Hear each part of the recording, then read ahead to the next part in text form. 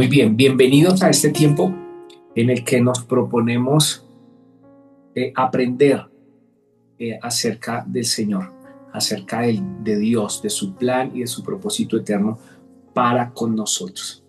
Estamos creyendo que todo esto que aprendemos un día lo podemos compartir con otros, así que dejamos nuestra ruta de aprendizaje sobre la mesa para que muchas otras personas puedan también acercarse y adquirir esta enseñanza, disfrutar de este aprendizaje que el Señor nos está regalando. Vimos en la primera sesión un tema muy especial acerca de el regalo del Padre. Nos dimos cuenta que si hay algo que se regala desde el corazón, también tiende a causar un gran efecto en la vida de las personas. Y este es el regalo que el Señor ha dado, el Señor Dios nos ha dado, su Hijo Cristo. Tenerlo, creer en Él, es fascinante y es de las mejores cosas que le pueden ocurrir a un ser humano. Pero mucho más allá de tenerlo, de creer, es recibirlo, es dejarlo entrar, permitir que haga parte de nuestra vida. Y ese ha sido el regalo. Pero luego en la sesión 2 vimos un tema muy bonito cuando Jesús pregunta a los discípulos: ¿quién dice la gente que soy yo? Y comienza a revelarse como el Cristo. Jesús no fue solo un hombre que se llamó Jesús, sino que también tenía una misión, una tarea, algo importante que hacer, una función, y era ser el Cristo. ¿Qué significa el ungido? Como lo vimos en nuestra sesión anterior. El ungido. Y como ungido, algo muy importante para rescatar, ungido como rey, como profeta, como sacerdote. Amén. En ese orden de ideas, esa unción sobre el Señor Jesucristo, ese poder que vino de Dios sobre él, como rey venció a Satanás. Amén. Como sacerdote quitó nuestro pecado, pero también como profeta nos muestra el camino al Padre. Y hoy, en la sesión número 4, vamos a ver este tema bien especial, bien bonito. Se llama el Hijo del Hombre. Jesucristo manifestado como el Hijo del Hombre. Este es uno de los nombres que a mí más me causó curiosidad, porque lo llama el Hijo del Hombre si es el Hijo de Dios. Si es el Hijo de Dios, porque ahora él mismo se presenta como el Hijo del Hombre. Entonces hoy vamos a aprender eso porque es una clave importantísima para nuestro crecimiento espiritual. Vamos a ver Filipenses capítulo 2, versículo 5 al 11. Filipenses 2, del 5 al 11. Haya pues entre vosotros este sentir que hubo también en Cristo Jesús, el cual, siendo en forma de Dios, no estimó el ser igual a Dios como cosa a que aferrarse, sino que se despojó a sí mismo, tomando forma de siervo. Hecho semejante a los hombres y estando en condición de hombre, se humilló a sí mismo, haciéndose obediente hasta la muerte, y muerte de cruz, por lo cual Dios también le exaltó hasta lo sumo y le dio un nombre que es sobre todo nombre. Dato curioso: en el Nuevo Testamento, cuando encontramos la palabra Dios, usualmente se refiere al Padre. Si ustedes lo notan en la misma lectura que acabamos de hacer, se refiere al Padre, dice Dios, ¿cierto? Por lo cual Dios, Padre, también lo exaltó hasta lo sumo y le dio un nombre que es sobre todo nombre. Esto es supremamente especial que lo podamos ir aprendiendo. De hecho, nuestro texto inicial de Juan, capítulo 1, versículo 12, dice: a los que le recibieron y a los que creyeron en su nombre, les dio potestad de ser hechos hijos de Dios, ¿cierto? Otra vez, ¿hijos de quién? Del Padre. Y en Juan 3:16, porque de tal manera amó Dios al mundo que ha dado a su Hijo. Entonces encontramos también que ahí Dios se refiere a Padre. Y eso lo vamos a encontrar a lo largo del Nuevo Testamento. Vamos a darnos cuenta hoy que esta expresión que se refiere a Jesús como el Hijo del Hombre está también dejando muy en claro que Jesús fue humano. Desde la teología se usa un término que es la verdad hipostática. La verdad hipostática. ¿Y qué quiere decir eso? ¿Con qué se come? ¿Cierto? Es una expresión teológica que se refiere a que Jesús era 100% Dios y 100% hombre. No era mitad Dios y mitad hombre, sino fue completamente hombre, pero también completamente Dios. Jesús es totalmente Dios, totalmente hombre. Y el texto que acabamos de leer de Filipenses dice que Él se hizo hombre para salvarnos a nosotros. Amén.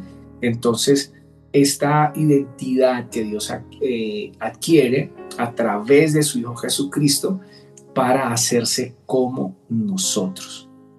Esto tiene que ver con el gran efecto de libertad que causa también en relación con Adán. Adán, el primer hombre, pecó como hombre, así que ahora se requería de otro Adán, hombre, que no pecara.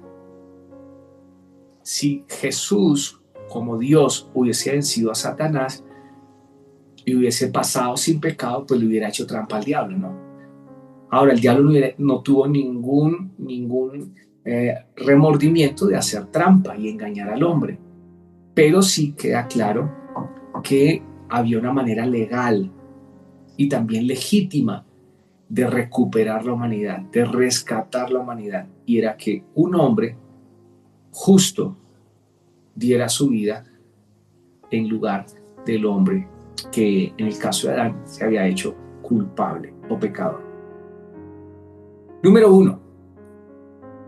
El título que Jesús más usó durante su tiempo sobre la tierra fue el Hijo del Hombre.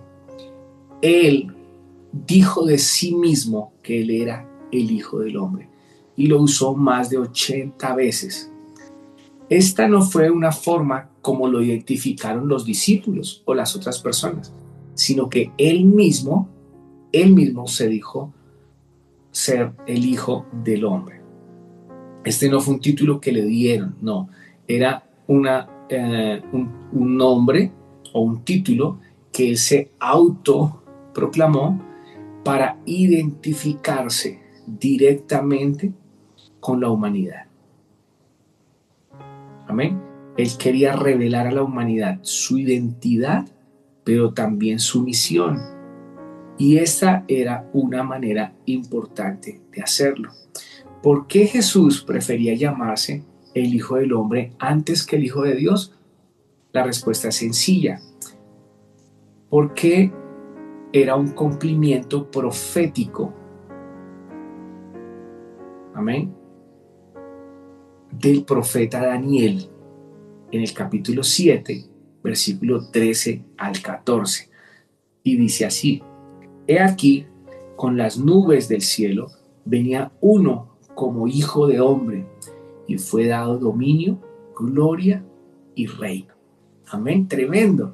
Recuerden que el Señor Jesús, en el tiempo que Él está caminando sobre la tierra, está en un contexto geográfico de Jerusalén, de Israel. ¿Quién era el público que había allí? Básicamente estaban pues los fariseos, que eran los estudiosos de terror de la ley. Era gente que comía, no Biblia porque no había Biblia, pero sí estaban ellos tomando la Torá y comían ley 100%. Así que cuando Él les dice que Él es el Hijo del Hombre, les estaba diciendo: yo soy del que habló el profeta Daniel en el capítulo 7. ¿Sí? Yo soy lo que ustedes estaban esperando. Pero eso les incomodaba mucho, porque ellos esperaban que viniera en forma de un rey gobernante, político, adinerado, influyente de otra manera, para resolver algunos problemas, volvamos al punto, políticos. Pero él venía no a establecer un reino político, sino un reino espiritual, no establecido sobre un trono como los reyes de la época, sino en un altar, el corazón de la humanidad. Es la gran diferencia. Muchos Muchos nos equivocamos a veces cuando buscamos a Dios solo para que nos coloque en una posición de reino, de privilegio. Y no nos damos cuenta que antes de eso Él quiere reinar en nuestros corazones. Todavía pasa, como le pasó aquí a los fariseos. Amén. Entonces Daniel tuvo una visión de un ser celestial al que Dios le daba un reino eterno. Jesús, cuando se identifica con esa profecía, le está dejando muy en claro a los que están por ahí cerca: aquí estoy, ¿verdad?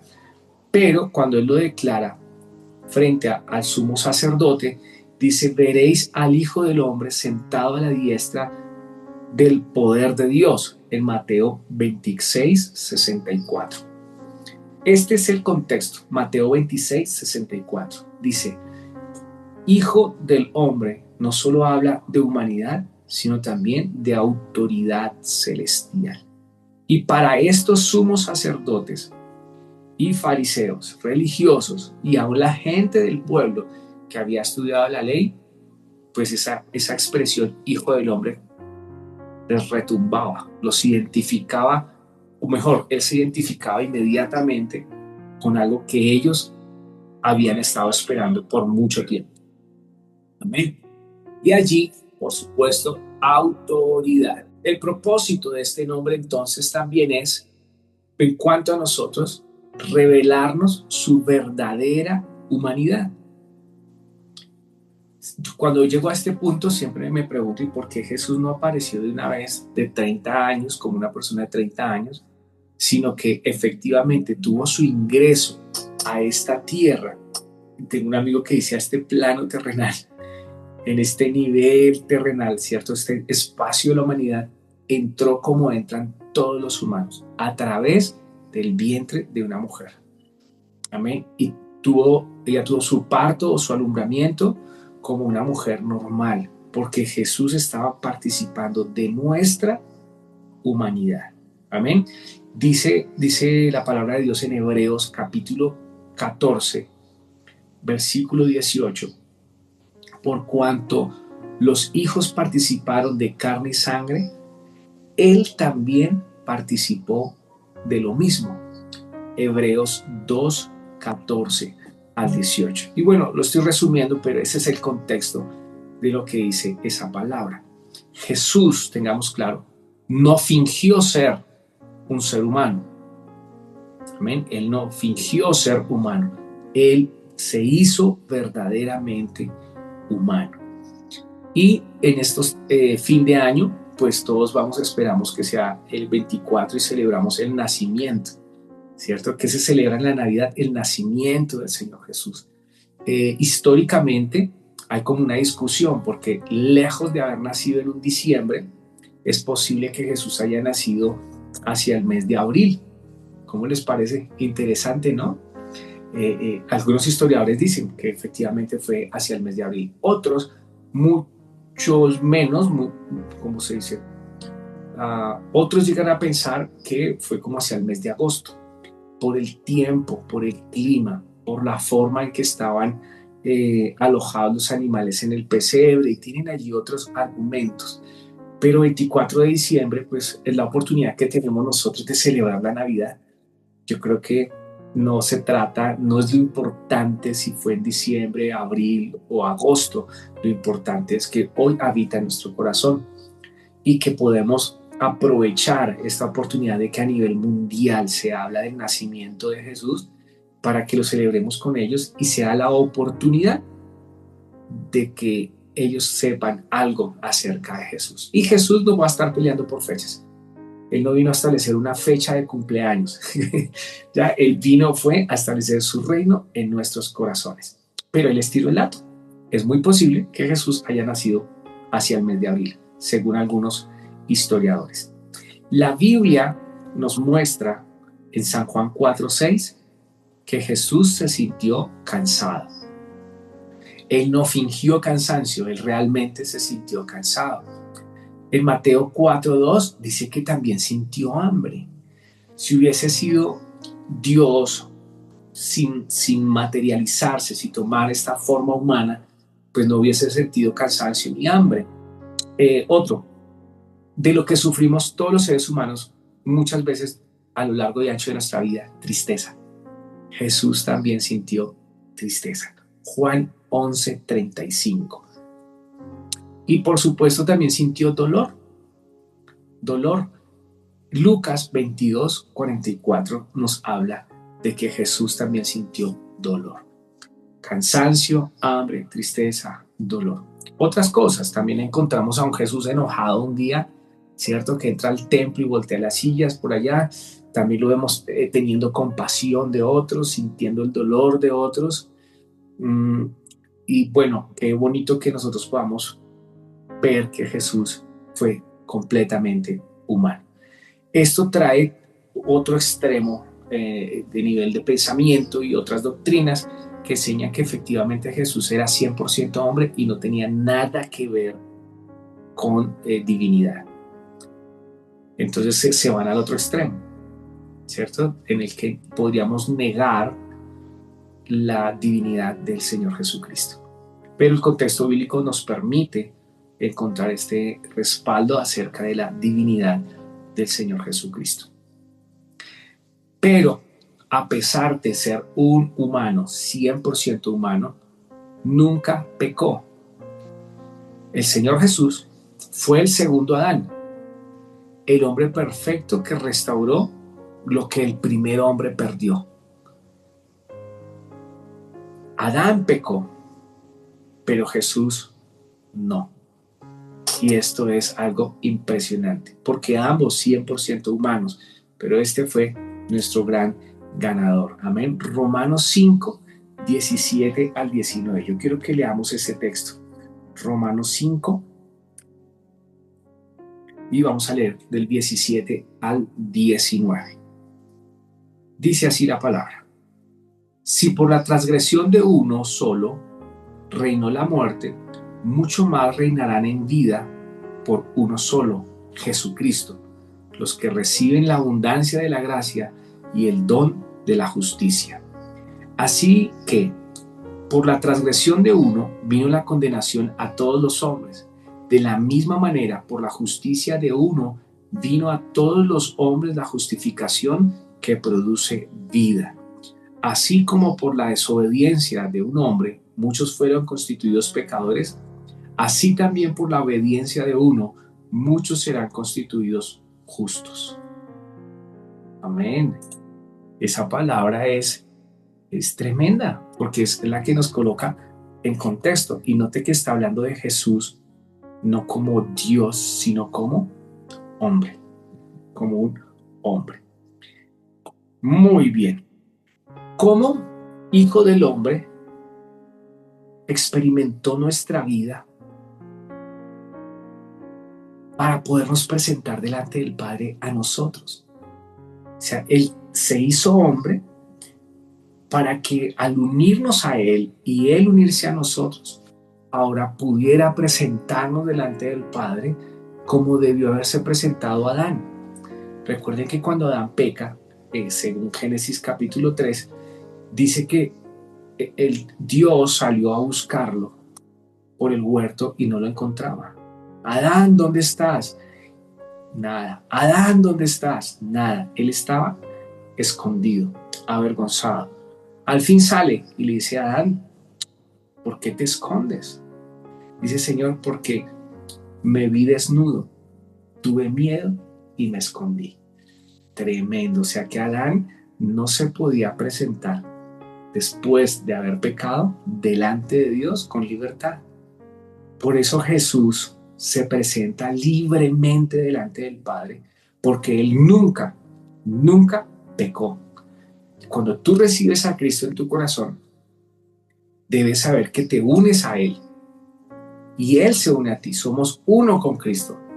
Entonces, con la libertad que el que no pecó se presenta delante del Padre, ahora tú también te puedes presentar delante del Padre como si nunca hubieras pecado. Amén. Y eso es lo que está hablando el texto de justicia. Es un texto maravilloso, maravilloso, maravilloso para que entremos confiadamente y disfrutemos cada vez más acerca del Señor. Amén. ¿Qué nos enseña el hecho de que Jesús haya querido vivir como nosotros? Pues que Él nos da la capacidad a nosotros de que podamos vivir como Él vivió. También el Señor Jesús nos enseña una verdadera forma de servicio en obediencia. Amén. El hecho de hacerse humano también le da a Él la oportunidad de obedecer. Este texto que leímos al inicio de Filipenses capítulo 2 nos presenta a Jesús como el siervo obediente. Nos muestra una actitud humilde, una actitud reverente, y viene a cumplir lo que se le envió a hacer. El texto dice, se humilló a sí mismo. Mira, el problema de la humillación es que efectivamente va alineado a la palabra humildad, ¿cierto? Humildad, humillación. Y la humildad tiene que ver con la capacidad de negarnos a nosotros mismos, a lo que poseemos, a lo que tenemos y a lo que somos, con tal de agradar a aquel que nos está enviando a hacer las cosas. Y eso es humillación. Pero cuando alguien te humilla, que también es humillación, ¿cierto? Es esa persona que te quiere forzar a las malas a que te sometas a algo que de pronto tú no quieres, algo que tú no respondes. Siendo la misma palabra, hay dos momentos completamente diferentes. El Señor Jesús aquí está hablando de humildad o de humillación, pero que Él acepta, que Él cede, que Él entrega. Amén. No le fue una carga impuesta. Más bien nosotros sufrimos un poco de humillación, de esa que duele, desde el menosprecio, ¿no? O desde el rechazo. Esa es la humillación que lastima. Pero cuando tú mismo estás dispuesto a incomodarte por hacer algo para otra persona, también es humildad, también es humillación, y esa es de la buena. Bien, la humillación y la obediencia del Señor Jesucristo fue tan completa, que lo llevó a la muerte. Eso quiere decir que lo que el Señor Jesús estaba haciendo, aunque fue un alto costo, Él no hizo nada para evitarlo. De pronto encontramos un texto muy lindo cuando Él dice en el huerto de Getsemaní, Padre, si es posible, pasa de mí esta copa.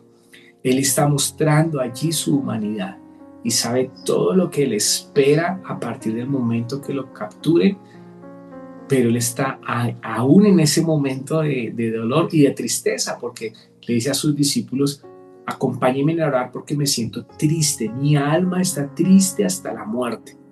Y en ese momento ora y pide al Señor si es posible pasar por alto ese momento. No, la palabra no dice que Dios le contestó, tal vez guardó silencio porque es que ya la orden la había dado tiempo atrás y Jesús sabía que venía. Se levanta y comienza todo ese momento de sufrimiento que conocemos de la pasión de Cristo.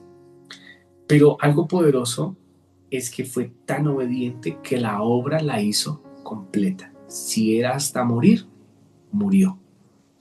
Ya después, cuando resucita, ya es la intervención del Espíritu Santo y estas cosas, pero Él en su humanidad, en su obediencia, hizo la tarea absolutamente completa. Amén.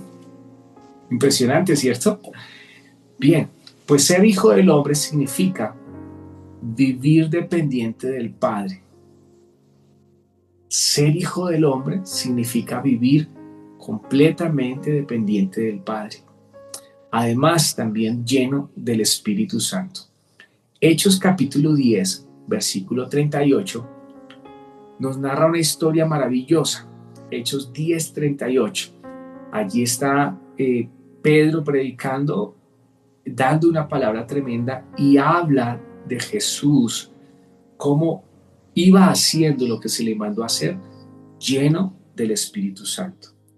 En su humanidad obedeció y nos mostró que la manera de vivir libre de pecado es vivir completamente rendido a Dios. ¿Por qué creemos que Jesús pudo tener tal victoria? Porque Él vivió completamente rendido al Padre. Por eso Él decía, no hablo de mí mismo, les hablo lo que el Padre me ha dicho. No vine a hacer mi voluntad, sino la voluntad del Padre. Mi comida y mi bebida es hacer la voluntad del Padre. O sea, Él está mostrando una sujeción completa a su Padre. Y eso nos está enseñando a nosotros. Vivan rendidos al Padre. Amén. Así que Jesús nos enseña algo muy grande o muy especial acerca de la grandeza, y es vivir rendidos al Padre. Amén. Así también la oración del Padre nuestro comienza, ¿no? Padre nuestro que estás en los cielos, santificado sea tu nombre, venga a nosotros tu reino, hágase tu voluntad. Yo creo que en ese momento el Señor Jesús estaba orando también de su final. Ahora la voluntad del Padre ya fue hecha. La voluntad del Padre era que su Hijo nos rescatara, y ya nos rescató. Si hoy oramos la oración del Padre nuestro, podríamos decir: Padre, gracias, porque tu reino ha venido y has hecho tu voluntad. Como número 5, vemos que el Hijo del Hombre vino a servir y a salvar.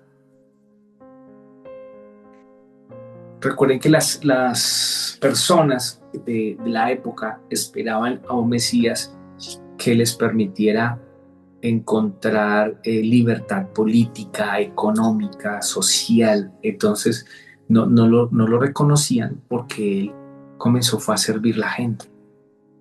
Y qué buena manera de desviar la atención, ¿cierto? Cuando alguien está esperando una cosa y él hacía otra. Él terminó sirviendo a todo el mundo. Lucas 19:10 dice: porque el Hijo del Hombre vino a buscar y a salvar lo que se había perdido.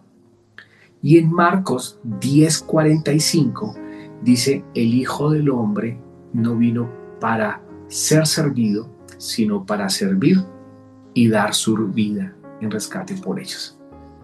Él tenía muy claro lo que venía a hacer. Siendo Dios, no vino a someter a la gente, sino a servir.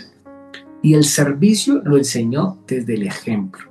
El liderazgo del Señor Jesús es un liderazgo de servicio, no de sirvientes. Él no estaba buscando gente que le sirvieran a él. Él sabía que venía a servir. Y esto lo estaba haciendo desde esa expresión humana. Por eso él dice de sí mismo, o sea, no eran los otros discípulos diciéndole el Hijo del Hombre. Él se refería a sí mismo como el Hijo del Hombre, y relaciona esa expresión, la conecta inmediatamente con dos cosas claves que vino a hacer: servir y salvar. Amén. Eso da un plus impresionante. El título se asocia también con su obra redentora. ¿Recuerdan ustedes qué significa el nombre de Jesús? Significa Salvador. Y para salvar a las personas, hizo su tarea desde el servicio. Amén. Solo un hombre podía morir por los hombres. La culpa del pecado del hombre solamente la podía pagar un hombre. Se necesitaba que un hombre que no hubiera pecado llevara el pecado. Esto es impresionante. Una de las preguntas que yo me hice alguna vez, y espero seguir construyendo o encontrando esa respuesta en Dios, es: ¿por qué Jesús no se pudo quedar muerto? Porque dice la Escritura que la muerte no pudo retenerlo. Y es una buena pregunta. ¿Por qué resucitó? ¿Por qué resucitó? Claro, porque aunque Él llevó el pecado de la humanidad sobre sus hombros, Él en sí mismo no pecó.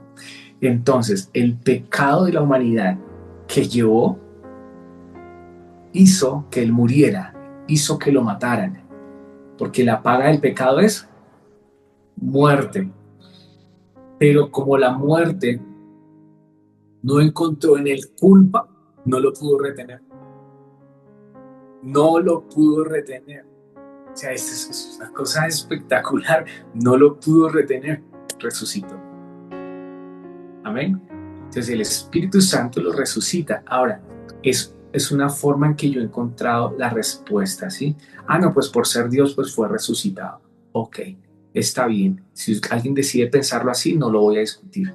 Pero lo que yo encuentro es que Él muere por causa del pecado de la humanidad. Todo ese peso que llevaba allí. Pero la Biblia insiste más, en Él no se halló pecado. ¿Cómo es que lleva la maleta de pecado, pero en Él no hay pecado? Entonces la muerte no podía retenerlo. La muerte no podía condenarlo. Impresionante. Uy, muy bien. Solo un hombre podía morir por los hombres. Solo el Hijo del Hombre podía dar su vida en rescate. Así que en la cruz es donde Dios o el Dios eterno mostró su amor en forma humana. La cruz es la expresión, o mejor, la obra de la cruz, porque de pronto vamos a pensar que es la cruz, los dos palitos allí, y eso muestra el amor de Dios. No, es la obra de Cristo en la cruz, la que muestra de una manera exagerada el amor de Dios por nosotros. Cuando una persona observa la obra de Jesús en la cruz, la experiencia con la que se encuentra es una experiencia de amor, no de religión, no de fanatismo, no de legalismo, no de reglas, no de condiciones, sino de amor. Y eso debería ser la primera experiencia que tengan las personas contigo y conmigo, que se encuentren con un reflejo de ese amor de Dios. Si hay que cambiar algo en nosotros, cambiará cuando entendamos que debemos cambiarlo, pero no necesitamos presentar el Evangelio con condiciones, presentar el amor de Dios con condiciones. En la celebración de los niños, un joven pasó y dijo unas palabras delante de los niños en el colegio y terminó diciéndoles, repitan esto, si obedezco, Papá Dios me amará más. Y yo dije, ¿más? ¿Más de lo que ya mostró en la cruz? Este Señor necesita conocer a Cristo, porque Dios no te va a amar más de lo que ya te ama hoy, porque ya te amó hasta el extremo de dar su propia vida y toda su sangre por ti. Mira, no puedes hacer más, no puedes hacer algo más para que Dios te ame más, pero tampoco puedes hacer algo más para que Dios te ame menos. O sea, el amor de Dios no va a cambiar. Ya Cristo murió en la cruz, punto. Esa es la expresión de amor. Es muy diferente si tú disfrutas más ese amor o disfrutas menos ese amor porque te comportas como alguien que no lo conoce o como alguien que sí lo conoce. Pero Él no te va a amar más ni menos. Te amó lo suficiente. Tanto, tanto que derramó hasta su última gota de sangre por amor a ti. Amén. Ese es mi Jesús. Wow. Número 6. El Hijo del Hombre glorificado. Una serie de textos también muy linda que les pido que apunten allí, que revisen luego, por favor, con estas notas. El Hijo del Hombre glorificado. Veréis al Hijo del Hombre viniendo en las nubes del cielo. Mateo 24:30.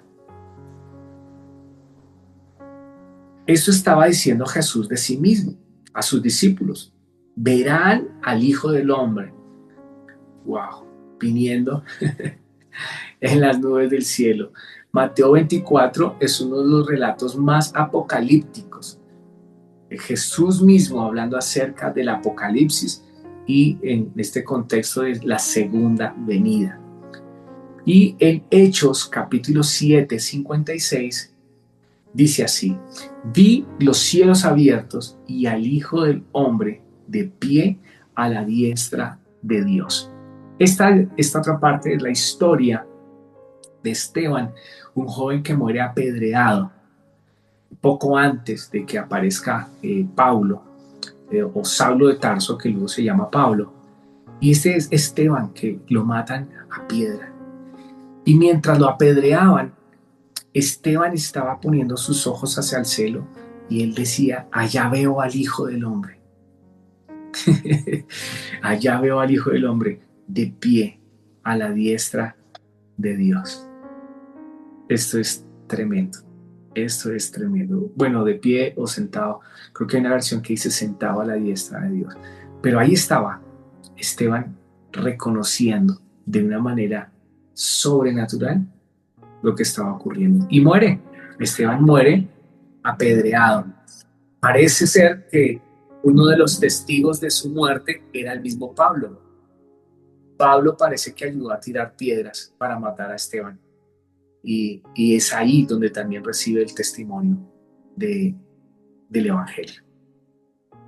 Después de la resurrección, Jesús sigue siendo el Hijo del Hombre, pero glorificado. O sea que cuando conozcamos a Jesús, lo vamos a conocer como lo conocieron los discípulos. Vamos a conocerlo como Él era, porque Esteban lo estaba reconociendo. Dice, veo al Hijo del Hombre. ¿Quién decía que era el Hijo del Hombre? Él mismo se presentaba como el Hijo del Hombre. Y Esteban lo reconoce. Es decir, que ya hay un hombre entronizado en la gloria de Dios. Amén. Ya hay un hombre glorificado. De hecho, el Señor Jesús resucitado es la primicia de nuestra resurrección. O sea, el hecho de que el Señor Jesucristo ha resucitado y está a la diestra del Padre es la garantía de que un día tú y yo vamos a resucitar. Estaremos con Él y lo conoceremos tal cual como Él es. Hay un texto poderoso que quiero compartirles y está en Primera de Timoteo. ¿Cómo les parece a ustedes estar conociendo esto acerca de Jesús? Como que a veces yo iba a la congregación, me gozaba las prédicas y genial porque nos enseñaban una manera de vivir, de tener fe, de tener una actitud correcta, de fortalecernos para enfrentar los desafíos que tuviéramos en la vida. Y eso fue muy bueno. Pero ahora estudiar y profundizar y conocer más acerca de Jesús o de Jesucristo, como hemos aprendido estos días, me hace más fuerte. Yo siento que me hace más consistente en lo que creo, ¿no? No en una expectativa de que vamos a vivir mejor sobre la tierra, sino que definitivamente fuimos hechos para expresar la vida de Dios a través de nosotros, porque Cristo nos lleva en esta ruta. Primera Timoteo 2:5 dice así: pues hay un solo Dios y un solo mediador entre Dios y los hombres, Jesucristo, hombre. ¡Wow! Esto, el asunto es que al Jesús haber sido glorificado en la resurrección, no dejó de ser hombre. ¿Cómo les parece? No perdió su humanidad, volvió a tener la gloria de Dios, o sea, y ascendió, ¿cierto? A manifestar o expresar la gloria de Dios, pero no dejó de ser hombre. Timoteo está diciendo que hoy solo hay un mediador entre Dios y los hombres, Jesucristo, hombre. Note, ahí está hablando de su divinidad y su humanidad. Y también dice Romanos 8:29. Romanos 8:29 también nos está haciendo una afirmación muy importante para nuestro tema del día de hoy. A los que antes conoció, también los predestinó para que fueran hechos conforme a la imagen de su Hijo, para que Él sea el primogénito entre muchos hermanos. Así que nos veremos con Él, estaremos con Él y reinaremos con Él. ¿Qué esperanza debe darnos a nosotros el hecho de saber de que Jesucristo, hombre, está reinando hoy? Mi esperanza personal es que un día estaremos con Él. Él es la primicia de la resurrección. Y cuando es el primogénito entre muchos hermanos, se refiere a que un día estaremos participando de su misma gloria. Amén.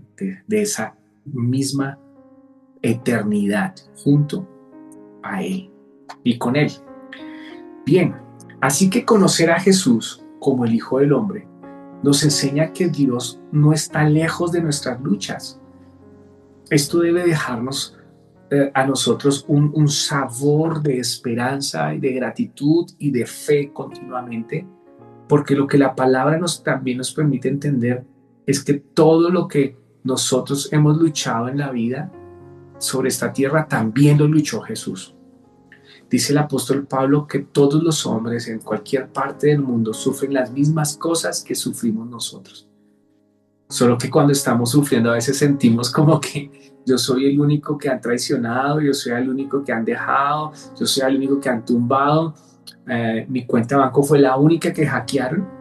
¿Cómo lo sentimos cuando lo contamos, cierto? Contamos con tal gravedad una situación que nos está pasando y cuando miramos al lado, pues el del lado también le ha pasado y al otro también le ha pasado y al que nunca le ha pasado, que se mantenga firme porque un día le va a pasar. Todas las aflicciones de los hombres son las mismas en todo el mundo.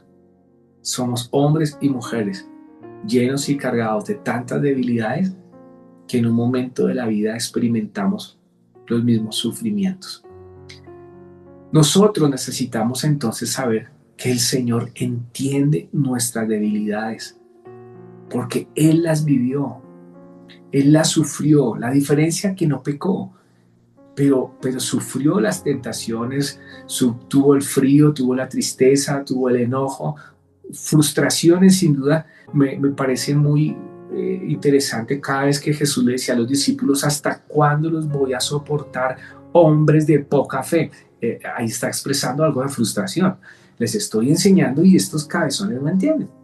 En fin, creo que nosotros podemos acercarnos con toda confianza delante del trono de la gracia, porque Jesucristo se identificó con nosotros haciéndose hombre, para que ahora nosotros nos identifiquemos con Él y nos acerquemos al Padre como hijos. De esto se trata la vida cristiana, de vivir como verdaderos hijos de Dios y disfrutar de esa libertad.